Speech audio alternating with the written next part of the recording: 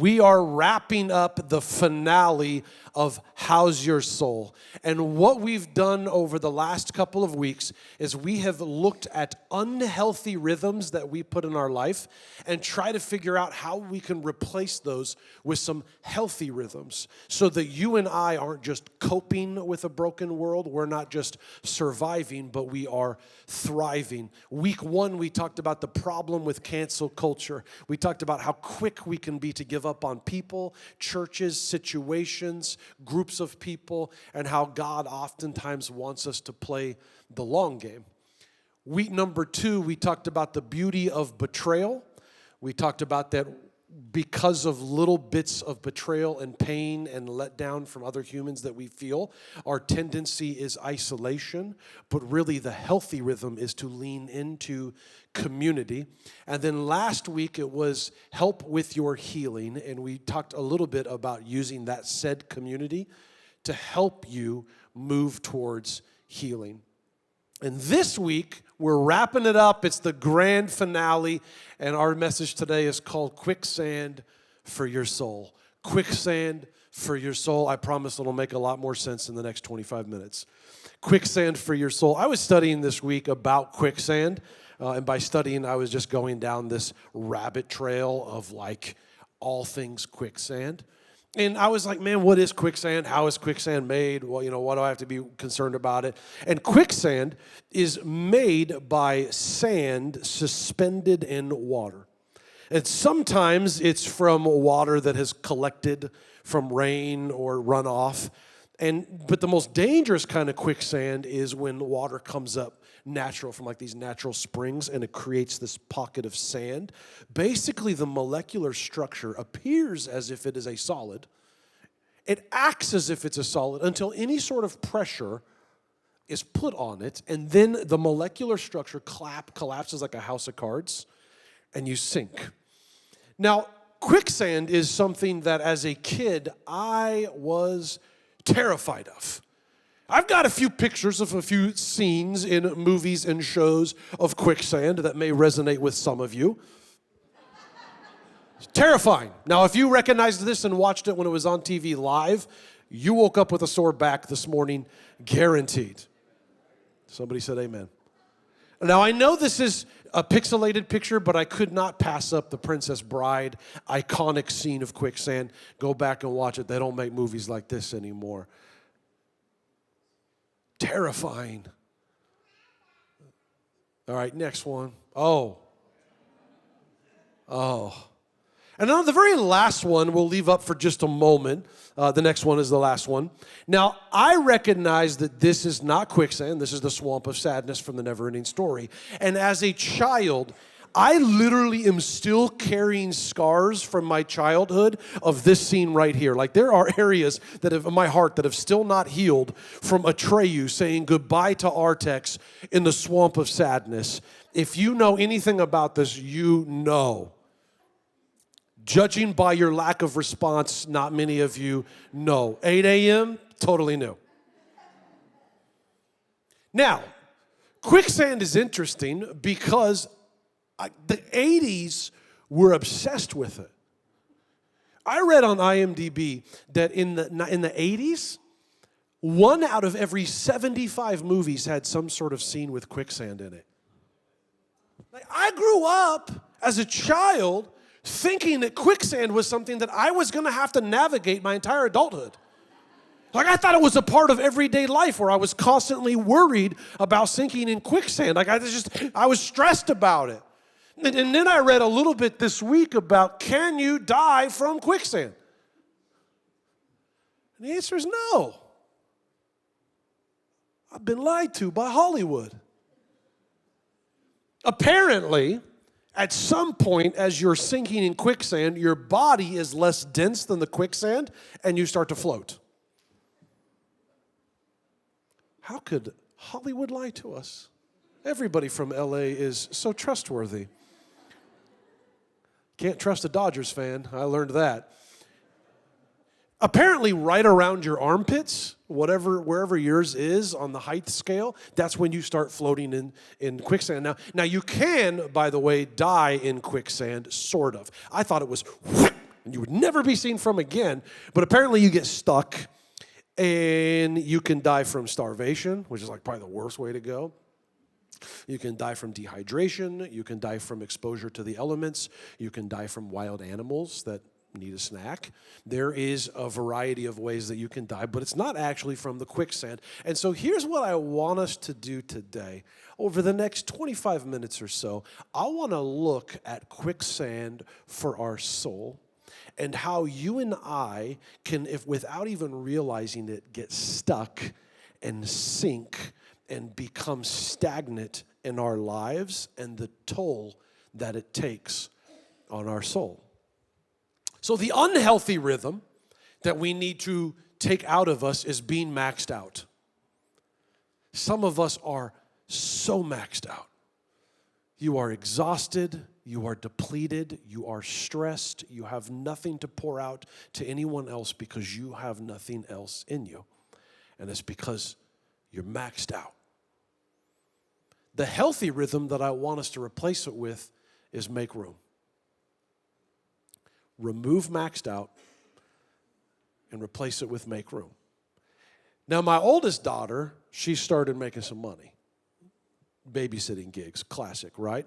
And she just this week got $40 for babysitting. I know, inflation hits all areas. $40 for babysitting, and I'm talking her through trying to teach her some healthy financial things. And as we're talking, she's like, I got $40. And I'm like, you don't got $40, because as you know, our first 10% goes to God. My 11-year-old, by the way, understands the deep spiritual discipline of tithing, and some of you have walked with the Lord for decades, and you've never made it past an 11-year-old.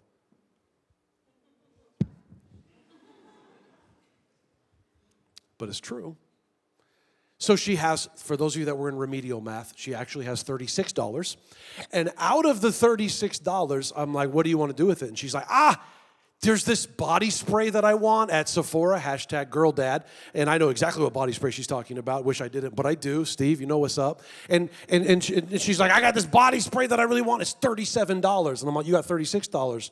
Don't forget tax. And she's like, I know, but I'll spend that, and then I'll just borrow it from you. And next babysitting job, I'll pay you back. Now you laugh, but how often do we do that with our finances? I don't have money for this, but I'm going to buy it, and I'll pay it back some other time at 17% interest. And so what I told her is, I'm just going to offend everybody, but don't worry, you're going to leave feeling great about yourself. I got 20 more minutes. And basically what I showed her, though, is out of the money that she has left, why don't we take 15% of this and put it in a savings account, and then the 85% of what's left, have fun. Buy whatever you want. Because I'm trying to teach her, and I think you would all agree, the financial discipline on living on less than you make. Right? The same way applies to our emotional lives and our calendars. See, we are so maxed out with busyness and everything going on that we have no room, no margin if something comes up that's of crisis. We have no reservoir for our emotions, for our time.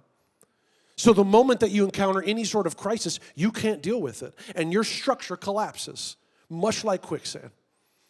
And then you accept this new normal because you have not made margin in your life. You have not made room for anything else. And so what I've been trying to teach my daughter at the very beginning of as she's starting to make money about these financial disciplines that we then can also apply to our lives. I've said this recently, but when I ask you how you are or how your life has been, almost every single one of us respond with busy. Man, we've been so busy. Man, I'm exhausted. Have you ever been around people who are super high capacity, like leaders? They make an impact for the kingdom of heaven, like they're leading a Bible study, like they spend time, like you're like, you ever met those people that you're like, how did you fit all of that in a day? You know what I mean? You know those people? And then you're like, man, I don't know. I wish I could do all of that stuff. I just don't have. I know I should be reading the Bible more. I just don't have. I want to pray more to God. I just don't have. I want to come to church. I want to be in a Bible study. I want to do, want. I just don't have time.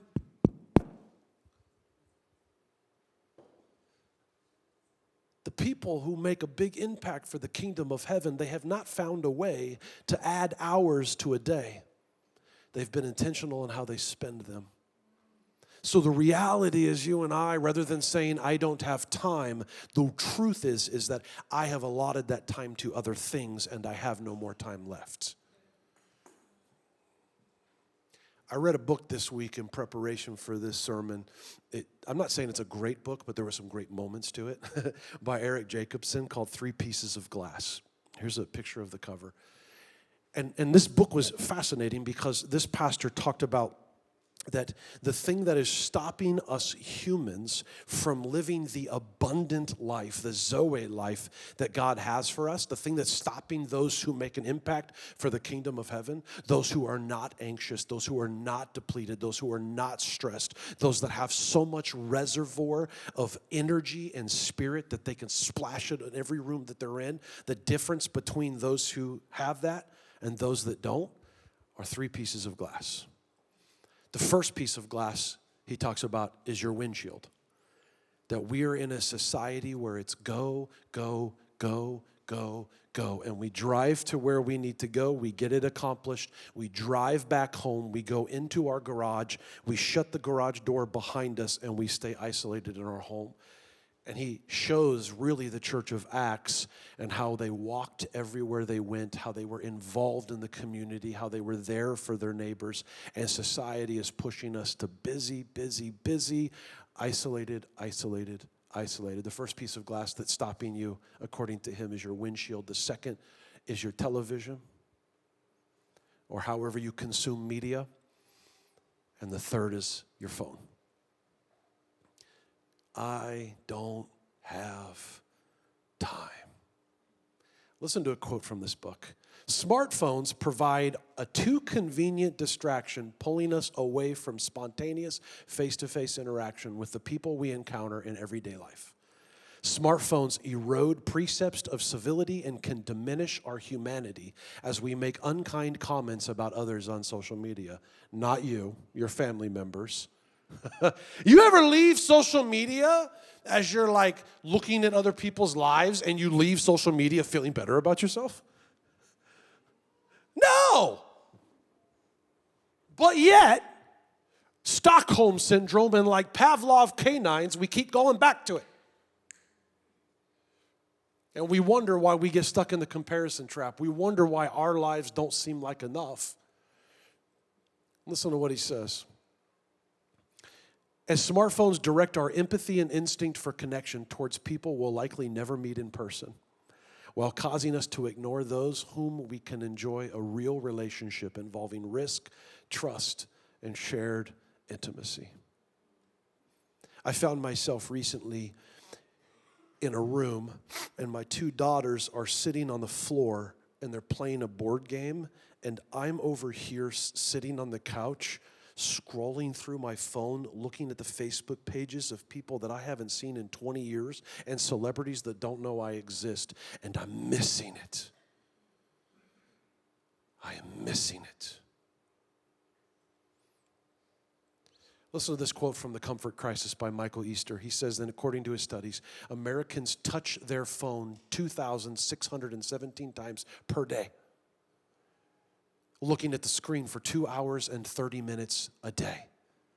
Power users, those under the age of 21, look at their screen touch their phone up to 5,000 times per day.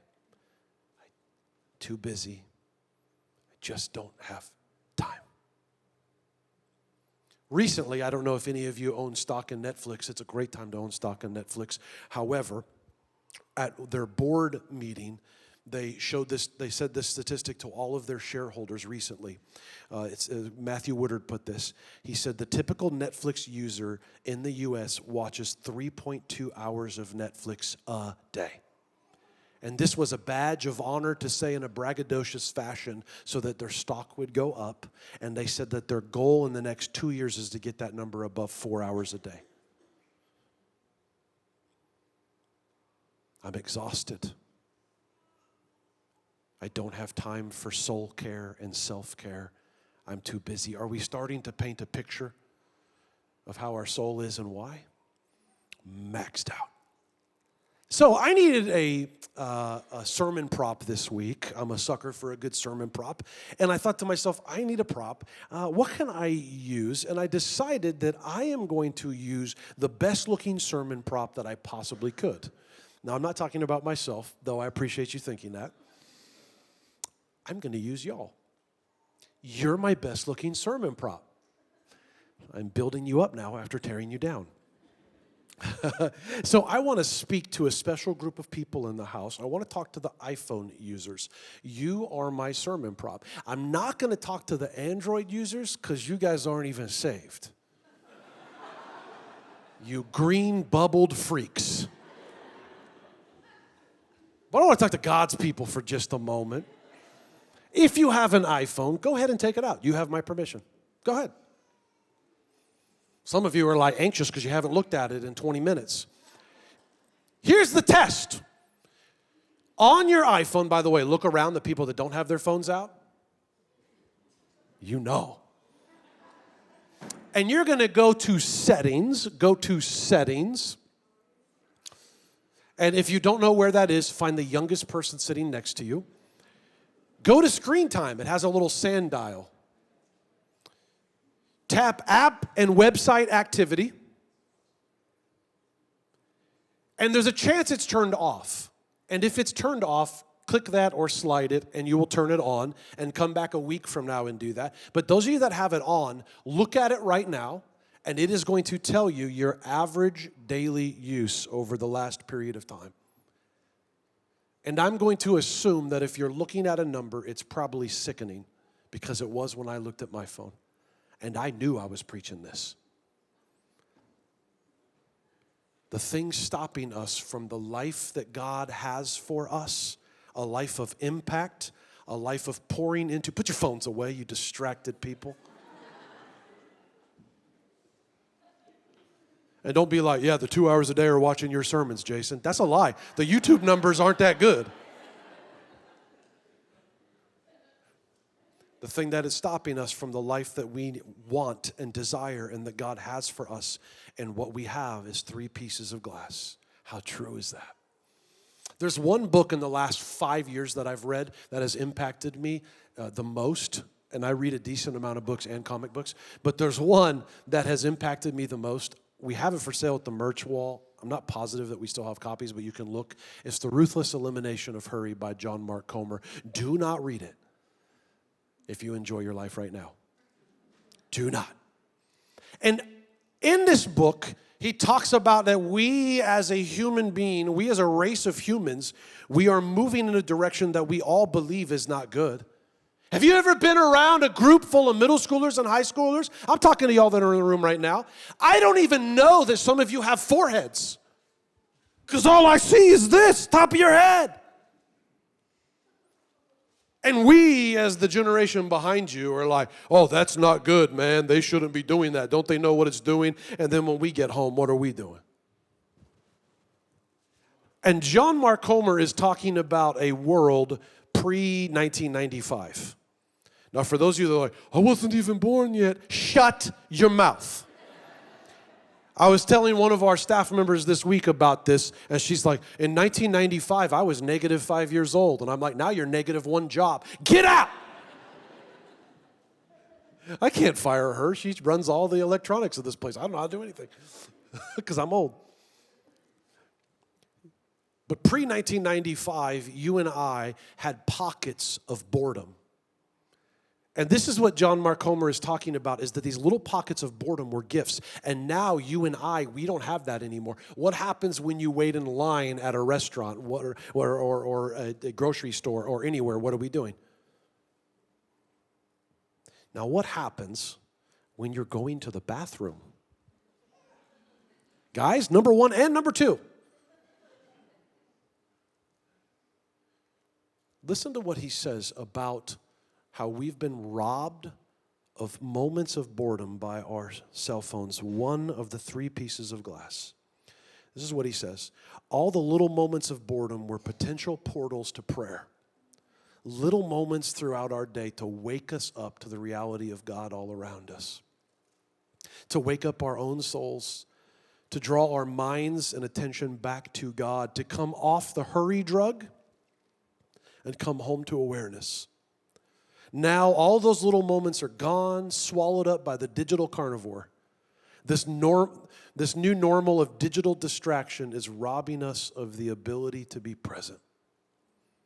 I am so thankful that when I was a kid growing up, going home to a dysfunctional home every day, but I would come every Sunday night, and Wednesday to our local church, and I am thankful for a group of adults who decided to be present with a middle school boy.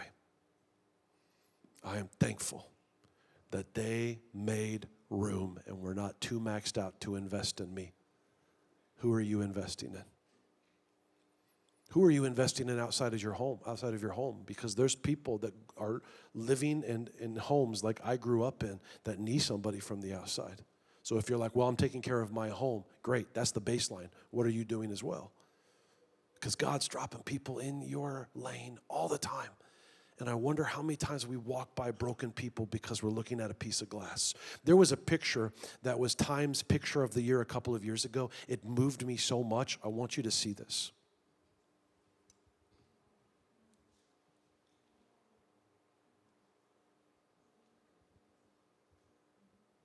I think about this picture a lot. There's one person in this picture that gets it.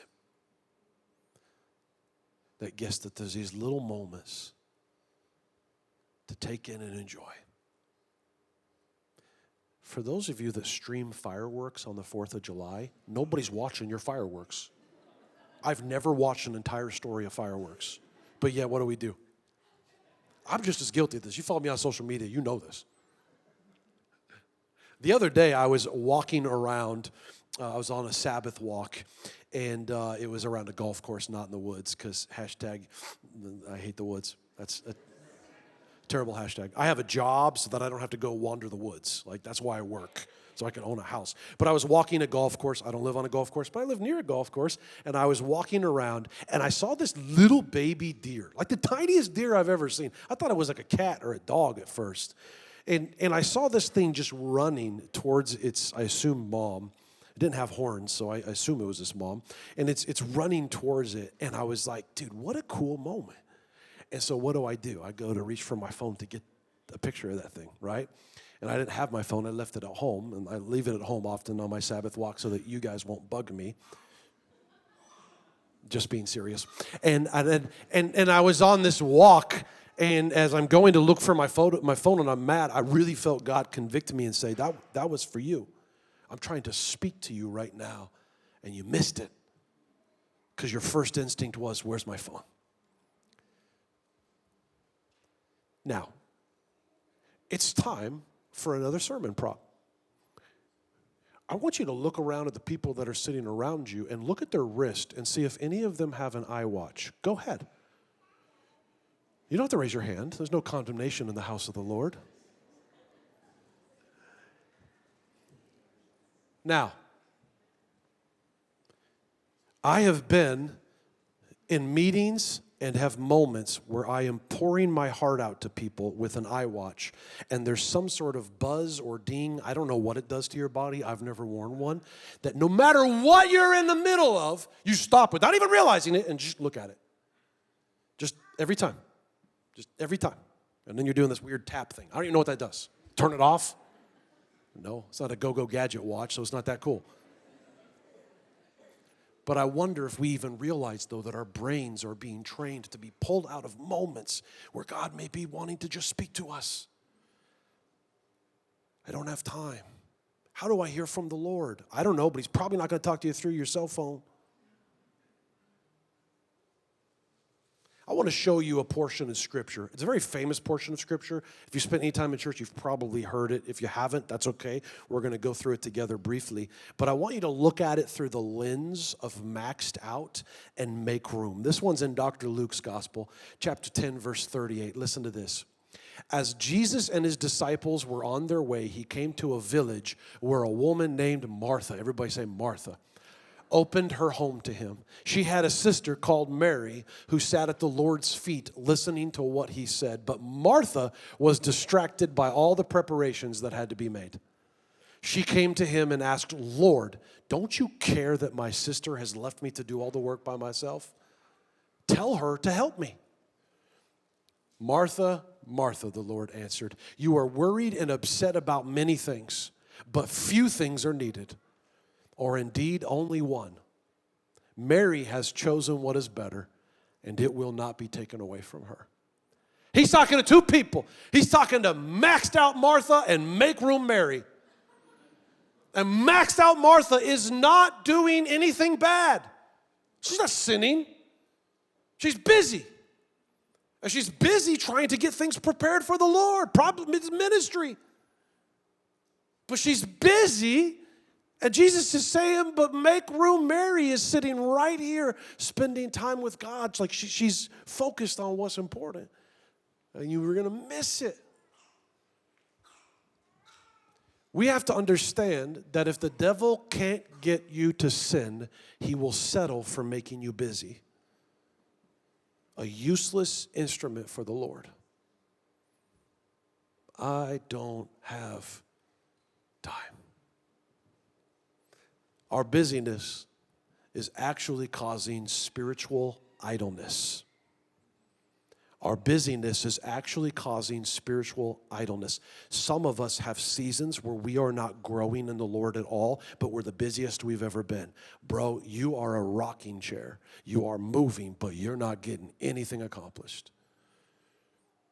Now, how I judge a good day by my default is things accomplished divided by the amount of time it took to accomplish it. And if I can knock a bunch of things off my list, it was a good day. Maxed out Martha. Make room Mary. I was at Panda Express spending time with the Lord. You know how many times Jesus is in the Bible and there's food involved? All the time. But anyways, I was there. I opened up this fortune cookie and I saw this. By the way, that's a lie. I just got this off the internet. But it is a Chinese proverb. And look at this right here. It says, be not afraid of going slowly. Be afraid only of standing still. Now, how do you get out of quicksand? Remember we were talking about quicksand for your soul? Like when you're in quicksand and you're there, moving around frantically and erratically and just for no reason will actually only get you more stuck. It doesn't get you out. And some of you spiritually have been stuck in quicksand for a while. You haven't grown in the Lord because you haven't made room for it. You're maxed out.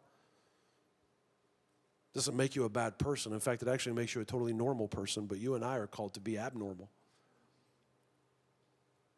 So the more that you move frantically, the more stuck you get.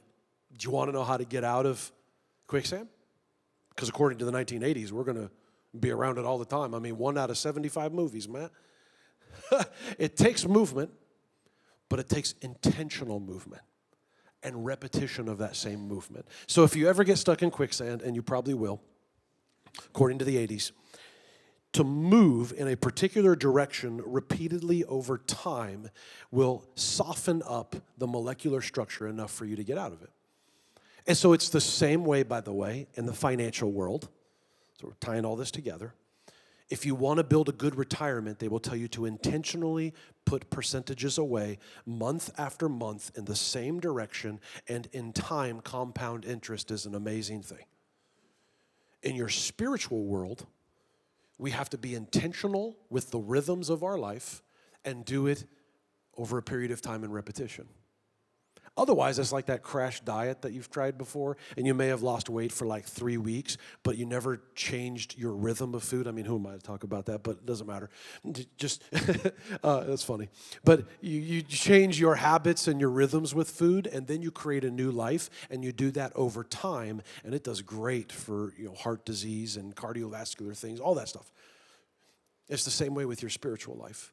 We have jailhouse religion where you'll have a moment where you're on fire with God and you say you're going to do all of these things, but you don't actually add it to the rhythm of your life, and a month from now, you're not here anymore. And just like financially, compound interest over time is a powerful thing, spiritual disciplines over a period of time are a powerful thing. I want to end our time today by looking very briefly at the book of Thessalonians. And I mean what I say when I say we're almost done, because to my right, Adam is walking up. Once the keys come up, there's no turning back. I want us to look just briefly at Thessalonians. If you're interested, I think a few years ago, we did a verse-by-verse study of Thessalonians. It's on YouTube. It's called Busy Waiting, and we went through the entire thing. What's interesting about Thessalonians is it's one of the very few times that Paul writes a letter to somebody and tells them they're doing a good job. Like, imagine going to your mailbox and there's a letter addressed to you from Paul and you're like, oh, that's not good. It's like when your mom says your first and middle name at the same time. Oh, that's not good. It's the same thing. But when he was writing to the church at Thessalonica, he's actually telling them that they're doing a pretty good job. Like, it's pretty encouraging. Most of you in here are doing a pretty good job. But listen to what Paul says. He says, we always thank God for all of you and continually mention you in our prayers. We remember before our God and Father your work produced by faith, your labor prompted by love, your endurance inspired by hope in our Lord Jesus Christ. I think it's interesting. Faith, love, and hope. Two things that you can't create by working harder. Man, it's so like God to create the fruits of the Spirit that can only actually develop by resting in His presence. What a God thing to do. I wish that there was like a way that I could work my way up to get joy and to get peace and to get perseverance. Because then I'm like, okay, give me a path and what I need to do and I'll work my way there. And God's like, no. If you want these things, you just have to stop moving, be still, and spend time with me. It's like my wife's love language is quality time, and it's the worst because it takes so much. Verse 4, for we know, brothers and sisters, loved by God, that He has chosen you because our gospel came to you not simply with words, but also with power. With the Holy Spirit and deep conviction. If there's something that I see in Christians today overall, is that we are busy, but we are ineffective. We know the lyrics to all of the songs, but we don't have the power of God in our lives.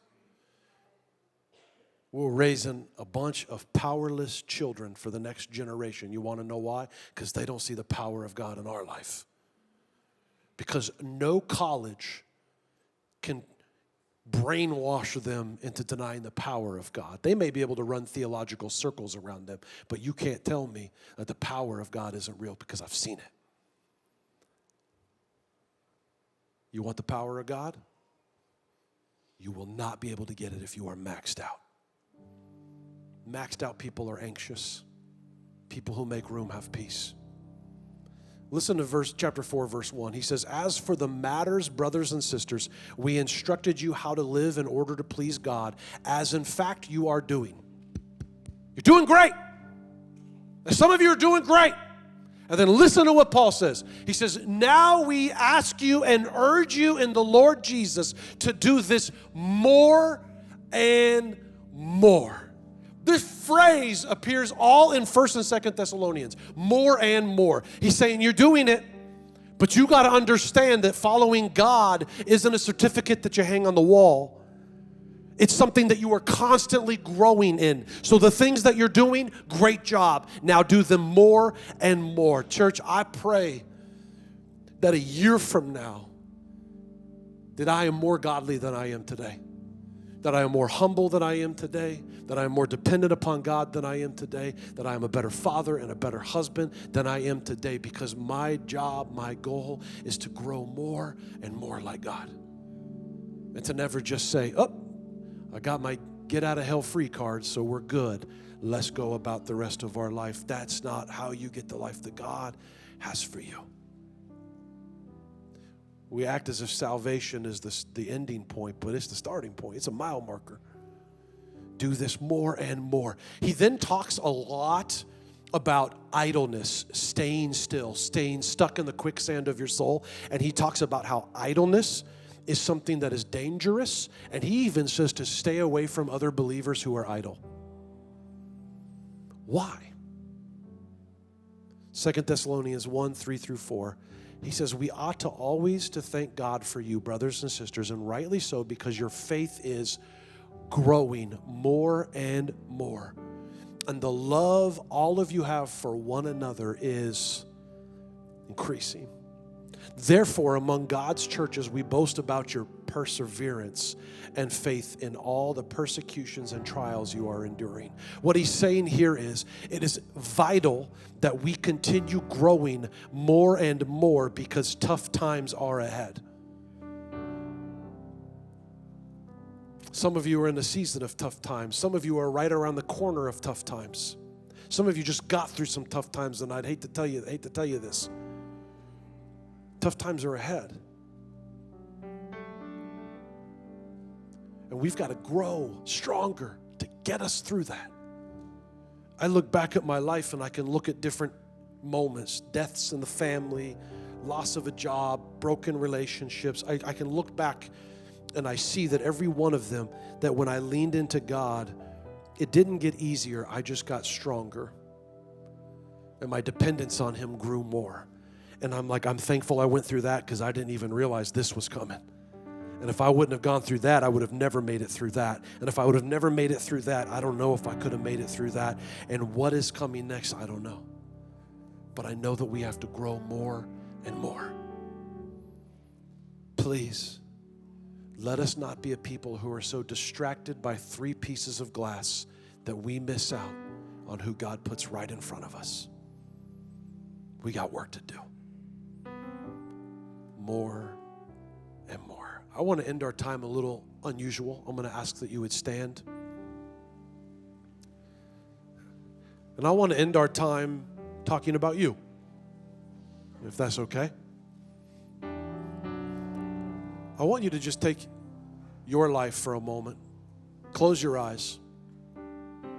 And just have an honest assessment of where your soul is right now. It's a great way to wrap up this series. How's your soul?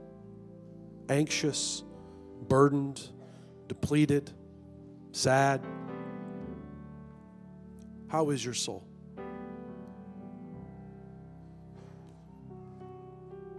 Now I want you to view, with your eyes closed, envision your life when your life is coming to an end here on earth. Envision about how you want to be remembered,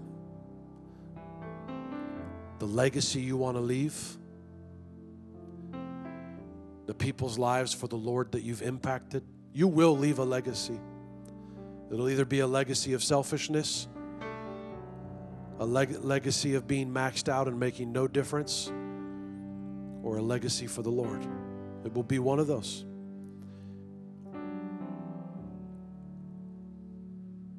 Now that you are envisioning what you want your legacy to be and what you want the impact, I ask you, how do we get from where we currently are to where we want to be? How do we get to the future self that we haven't met yet, that we want to be? And I pray that we start putting some intentional rhythms in our life. I love what Ralph Waldo Emerson says. He says, move at the speed of nature, for she is patient and intentional. Let's be a people that make room for God to work in our heart. Let's be a people that make room for the people that God drops in our path, so that you and I can be light bearers so you and I can be children of light who bring it into the darkness and show people who Jesus is. Can we be those people today? Thank you so much for watching this video. It truly is an honor to be able to spend a little bit of time with you. I want to encourage you, if you want to keep up with all of the latest things going on at Centerpoint Church, you can subscribe to this channel. You can hit that bell for alerts so that you won't miss anything. And most importantly, if this impacted you in any way, I want to hear about it. We want to celebrate with you. We want to serve you. So if you go to centerpointtn.com, click on Contact Us, and we can't wait to get connected with you.